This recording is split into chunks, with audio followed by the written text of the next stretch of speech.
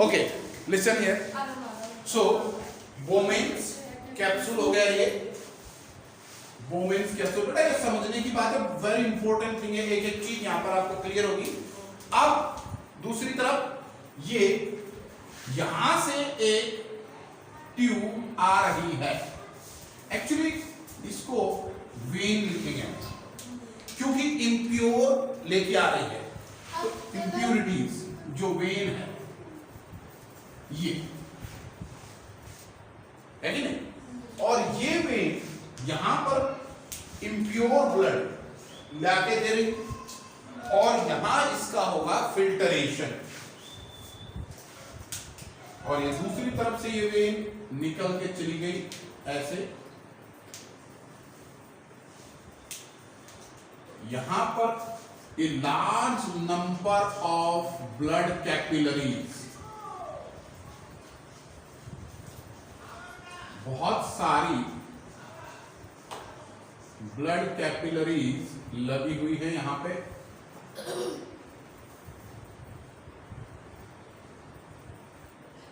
Blood capillary की शक्ल ऐसी नहीं, ये तो मैं जस्ट एक सेल मैं से बना रहा हूं। यहां पर कैपिलरी है, बहुत पतली पतली फाइन कैपिलरीज है ये सारी, और ऐसी फाइन कैपिलरीज जो एक्सचेंज करेंगी, फिल्टर होंगी, क्योंकि कैपिलरीज हैं तो बेटा उनकी जो वॉल है बहुत पतली होगी, क्योंकि खुद ही जब इतनी पतली है तो वॉल्स बहुत ज्यादा। अब ऐसा समझो, मैं आपको सिंपल सी बात बता रहा हूं कि भाई पानी आ रहा है, मेरी बात को थोड़ा सा समझने की कोशिश, अपना दिमाग लगाएंगे और मुझे बताएंगे क्या होगा। ये बेटा पाइप है, इसमें फुल प्रेशर से पानी आ रहा है, फुल प्रेशर, ठीक है, और यहां पे मैंने इसको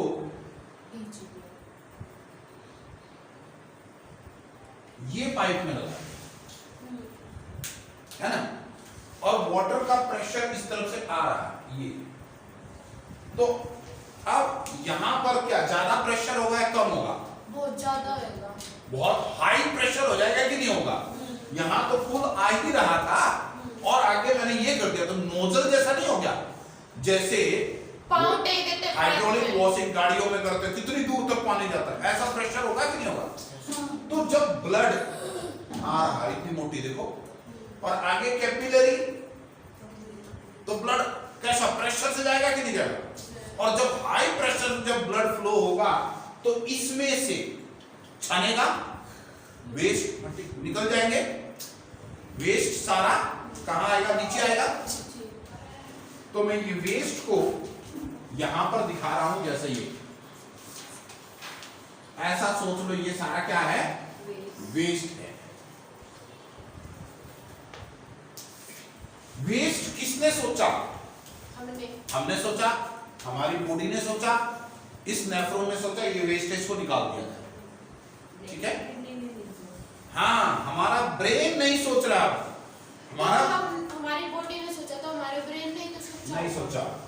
अब क्या है कि ये बहुत ही कॉम्प्लिकेटेड फॉर्म से, जैसे कि आपको बुक में दिखा रखा है, इस तरह से उलझे हुए सारे कॉइल्ड हैं, तो मैं उस तरह के कॉइल को भी ना बना करके थोड़ा सा कॉइलिंग आपको समझाने की कोशिश कर रहा है। ये चारों तरफ से इसके लिपटे हुए हैं ऐसे, रस्सी के जैसे। हाँ जी बिल्कुल, चारों तरफ यूं लिपटे हुए हैं इसके, और लिपट के इसमें यहां क्या हुआ? ये फर्स्ट स्टेप हो गया, क्या हो गया? Ultra filtration. क्या हो गया? Ultra filtration. फिल्टरेशन तो हो गया। अब यहां से शुरू होता है रीएब्जॉर्प्शन। क्या हो गया? रीएब्जॉर्प्शन। क्योंकि इसके अंदर ये जो है बॉडी सोचती है कि वेस्ट है, लेकिन ब्रेन ने सोचा कि नहीं, इसमें वेस्ट नहीं अकेला, इसमें अकेला वेस्ट नहीं है, it also contains some important nutrients which are to be reabsorbed for the utilization in the body, which are to be reabsorbed for the utilization of or in the body. तो क्या क्या चीजें absorb करना। क्या क्या चीजें, हम कुछ एक चीजों को यहां पर नोट कर देते हैं, आपको समझो। ये चीजें हो सकती हैं बेटा ग्लूकोज, ठीक है, ग्लूकोज हो सकता वो है। तो ऊपर ही डाइजेस्ट हो गया था, डाइजेस्टिव अमीनो एसिड्स बेटा डाइजेस्ट तो हो गया, एब्जॉर्ब भी हो गया, हाँ ब्लड में चला भी गया, हाँ तो ये आ क्या रहा है, वेस्ट। किसके थ्रू, ब्लड के थ्रू ही आ रहा है, तो ब्लड में क्या ये हो नहीं सकता, तो ये तो एब्जॉर्ब कर लिया। वो तो वहां एब्जॉर्ब कर लिया, अब भी नहीं भी हुआ होगा तो भी तो आ रहा है, घूम रहा है, और यहां से फिल्टर होकर ये ब्लड को ग्लूकोज में चला, ऊपर ही ले जाना चाहिए था, लेकिन नहीं हुआ क्योंकि प्रेशर से निकल भी तो गया होगा, मेम्ब्रेन तो पतली है, बाहर निकल जाता है, तो ये निकल गया तो यहां आ गया, तो इसको तो दोबारा लेना इंपॉर्टेंट है। ग्लूकोज कितनी मुश्किल से हमारी बॉडी ने बनाया था, अमीनो एसिड कितनी मुश्किल से बनाया था, तो ये तो चाहिए हमें, तो वापस बॉडी इसको ले लेगी। ग्लूकोज हो सकता है, अमीनो एसिड्स हो सकता है, और ग्लाइसिरोल हो सकता है, ठीक है, वाटर हो सकता है, ऐसी कई चीजें और एटसेट्रा। ये सारी चीजें क्या होंगी, रीएब्सॉर्ब। मैं यहां पे लिख देता हूं, रीएब्सॉर्ब, ठीक है बेटा, समझ आ गई चीज। यहां पर क्या हुआ इसके अंदर, और इसका नाम क्या है, इसका नाम तो लिखा ही हमने, ये बंच ऑफ कैपिलरीज, गुच्छा है कैपिलरीज का, इसका नाम है ग्लोमेरुलस, ग्लोमेरुलस। और इस ग्लोमेरुलस में क्या होगा, अल्ट्रा फिल्टरेशन, क्या होगा, अल्ट्रा फिल्टरेशन।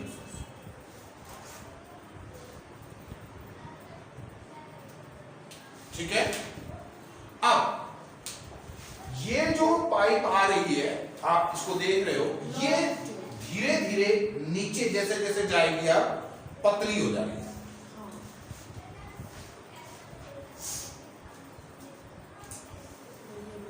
पतली होगी, एंड ये पतली होके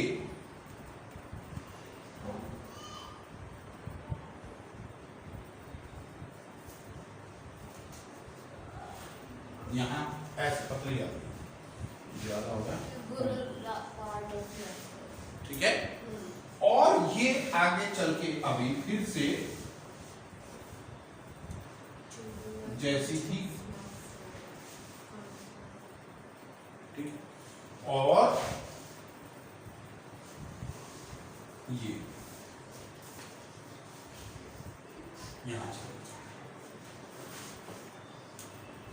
तो हमारी ये वाली जो ब्लू वाली वेन है ये भी आएगी, और ये वेन क्या कर रही है, इसके चारों तरफ कॉइल्ड है, लिपटी हुई है चारों तरफ से कॉइल, हाईली कॉइल्ड बोलेंगे इसको, हाईली, बहुत ज्यादा। ऐसे भी जा सकते हो, देखो हाँ, बीच में भी आप दिखा सकते हो, ऐसे जाके ऐसे अच्छे से सुंदर। आपने जैसा बनाया वो सोचो, जरूरी नहीं है ना वही ऐसा ही हो, तो ये निकल गई, ठीक है। जहां ये रीअब्जॉर्प्शन शुरू हो रहा है, सारा रीअब्जॉर्प्शन चल ही रहा है, तो मैं यहां पे पूरा भर देता हूं इसको, ये सारा रीअब्जॉर्प्शन और वेस्ट मटेरियल सब कुछ इसी में है।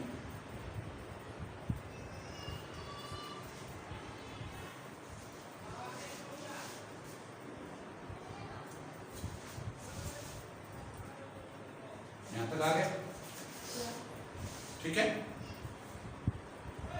इस पाइप का जो ये नीचे की तरफ आ रही है, इस ट्यूब का नाम है पीसीटी। सर ये जो आपने बनाया है बस इतना ही बनाना है, और बनाना है, अरे सर बड़ा सा कि मैंने ना कैसा बना दिया स्ट्रक्चर हमने, मेरा सही था, नहीं सर मेरा भी सही है, लेकिन मैंने किसी का देख के बनाया, कोई बात नहीं। मैं देख के इसका नाम है नहीं, PCT। मैंने पहले से PCT, proximal convoluted tubule। मैंने ट्यूब लिख दिया, proximal convoluted tubule। Tubule means tube से बहुत पतली है, इसलिए बहुत ही बारीक बारीक है। जैसे कि आपको दिखा, ये सारा तो एक किडनी में छोटा सा हिस्सा लेते हैं, तो ये बिल्कुल कितनी पतली होगी, प्रॉक्सिमल कॉन्वोल्यूटेड ट्यूब। और ये यहां पर आके उससे भी पतली हो गई। अब फिर वही कहानी है, ब्लड आ रहा है, प्रेशर आया, और प्रेशर हाई होगा या लो होगा, बहुत ज्यादा, तो ये इसकी वॉल भी तो पतली है, तो ज्यादा से ज्यादा बाहर, और बाहर कौन लिपटा हुआ है, बाहर तो ये वेन चिपकी हुई है चारों तरफ, तो मैक्सिमम रीअब्जॉर्प्शन यही होगा, मैक्सिमम यही होगा। इस पार्ट का नाम बोलते हैं, ये जो पतली वाली ट्यूब है ना, इस पतली वाली ट्यूब को बोलते हैं loop of Henle. Loop of Henle, ठीक है। ये यहां से प्रेशर से आ रहा है, तो ये जो इसकी वॉल है, ये तो बहुत ही पतली है, हाई वेरी थिन, तो थिन होने के कारण जब प्रेशर से जाएगा तो बाहर रिसीव की नहीं। ऐसा सोचो, हम छतरी लेके बरसात में जा रहे हो, बरसात बहुत तेज आती है, तो क्या नहीं, ओले नहीं, बरसात बहुत तेज आती है, तो क्या छतरी के उस कवर के अंदर से पानी छन के आता है कि नहीं आता? आता है, बिल्कुल पतला पड़ता ही नहीं। ऐसा आपको लगता है क्योंकि बारिश बहुत कम, बहुत तेज बारिश में मैं ये कह रहा हूं, ऊपर से बहुत तेज हाई प्रेशर से बारिश आ रही है, तो कपड़े में से बूंद टपक टपक तो नहीं आती, लेकिन क्षमता तो है, जैसे लगता है साइड साइड में निकलता है, हमारे ऊपर भी गिरता है, बिल्कुल जैसे फुहारे जैसे आ रहे, बहुत ही हल्के।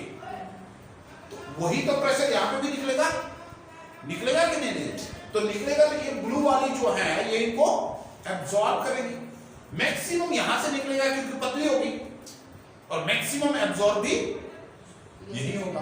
तो इसको डिस्कवर करने वाले हेनले थे, तो इसीलिए उनके नाम से रखा गया लूप ऑफ हेनले। और यहां पर मैं लिख सकता हूं मैक्सिमम रीअब्जॉर्प्शन। क्या होगा?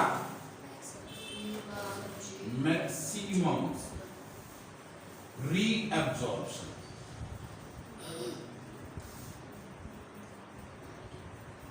मैक्सिमम रीअब्जॉर्प्शन यहां होता है, ठीक है। इसके बाद ये ऊपर जा रहा है, इस ट्यूब को हम बोलेंगे DCT, डिस्टल कॉन्वोल्यूटेड ट्यूब्यूल।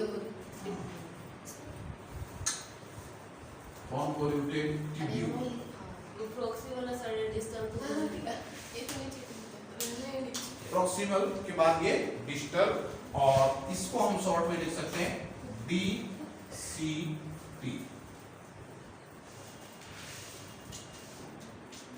समझ आ रहा है बेटा? अब ये चलेगी सारा लेके ब्लड कहां? बॉडी में, टू बॉडी, ये तो बॉडी के अंदर चलेगी, और ये फ्रॉम बॉडी हम कह सकते हैं, ये बॉडी से आई थी और ये बॉडी में वापस चली गई। अब ये जो पाइप है ऐसी बहुत सारी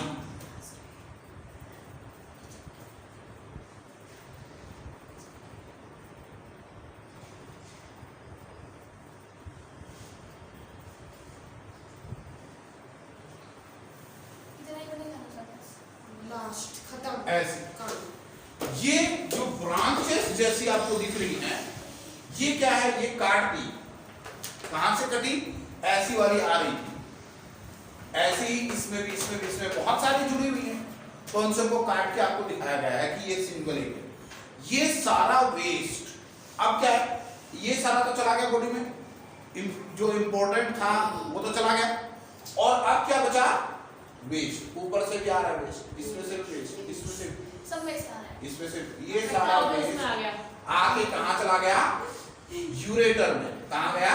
यूरेटर में। यूरेटर से, और यूरेटर से यूरिनरी ब्लैडर में जाकर के इकट्ठा हो गया, प्रेशर आया तो यूरेथ्रा से बॉडी से बाहर। ये नोट्स